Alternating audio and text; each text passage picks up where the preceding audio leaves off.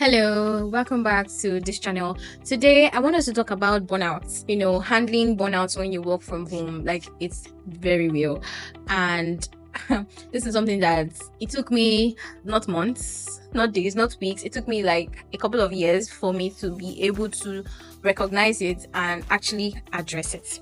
So the first thing that I want you to do is spot the signs. Now, when I talk about burnout, it's not tiredness. Everyone gets tired. You go to work, whether in office or right at home, and at the end of the day, you're like, oh, I'm so tired for the day. That is not burnout. Now, when you want to know if you are burnout, it's when you have that constant feeling of gloom, despair, or sadness when you think of work. You think of, oh, it's time for me to respond to that email. It's time for me to send that email. It's time for me to do this task. And you just have that feeling, that nagging feeling that is as if it's about to envelope you. And then you now feel exhausted and tired. You have never started the day, you're feeling that feeling. It means the signs are there, my sister, and you need to address it. So why do we burn out? Well, one thing that makes us burn out is lack of boundaries. And I say this because when you're working from home, this subject, when you're working from home, it's very easy for you to erase the line that is between your life and work in such a way that that line is non-existent. Like your work is inside your life is inside your work. And when you have kids, or you're married, or you're juggling your personal life, other things you want to do, household responsibilities, it can feel like there is just so much and a lot to do, and without boundaries and you saying yes to everything. And I understand, because especially when you're a freelancer and you have heard of that feast of famine cycles, it happens in freelancing a lot, where there are some seasons where you have a lot of work that is chasing you, and some other seasons where it's like you can go a couple of weeks, months, and it's crickets. No one is chasing you. So because of that fear, when we get to our feast period, you might want to say yes to every project. No, you know that your capacity is only 5 projects or 3 projects, but you want to say yes to 10 or 15 because you're like, the more the better.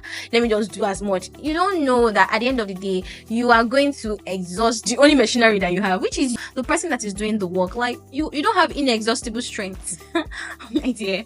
So what can you do? I'm just going to tell you 3 things that you need to do. First is time block, and this is something that you have to do in your daily work schedule.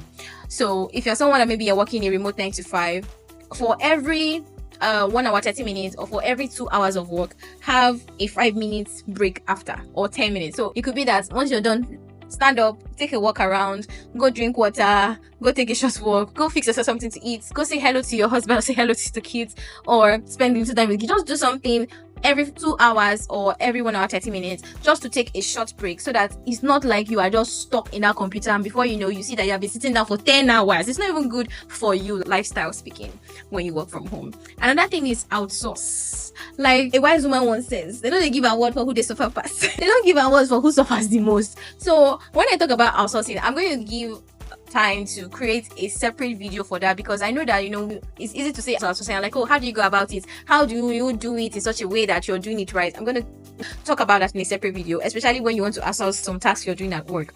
So I'm just going to talk about it briefly in a way that when you want to outsource, just think of things that are easy for you to let go of, even if they're not easy for you to let go of, that you have to let go of, that someone else can even do better than you, or can do as good as you if you teach them how to do it.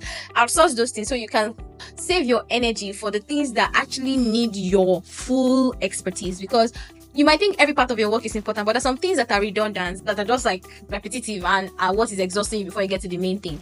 Another thing of outsourcing is things around the home as well. And I know this is nuanced. Everyone has different things, different strokes for different folks, right? But it can be as easy as, getting help with cleaning your house, getting help with watching the kids while you're working, or getting help with, cooking, or going to the market. For me, like, one thing that really helped me was going to the market. My husband is filming it right now, and he's smiling, because I remember that was there was a time where just going to that market was a lot. Going to market myself, until a very good friend of mine introduced me to my food angel. So this is not a sponsored ad, but it was really helpful. So platforms like my food angels, Price Pally, and so on really helped in such a way that I don't have to leave my home. I can get things delivered to me from the market. That really helps. So that doesn't mean that I don't go to the market a few times, but the fact that I don't have to go to the market when I need to cook, has really helped. So these are some things that you can consider, so you can save time to focus on other things. Then make sure that you take breaks. And when I mean breaks, I mean longer break. I'm not talking about the short break like I spoke about in the first point. I want you to know and say this to yourself, that burnout is not a badge of honor. You don't have to get to a point where you work. You are a shadow of yourself and you think, yes, I work hard, and it feels like you're gasping for air. No. You are an investment in your business. You are an investment in your career. What I mean, without you doing what you need to do, your career cannot exist, right? So you have to take care of yourself.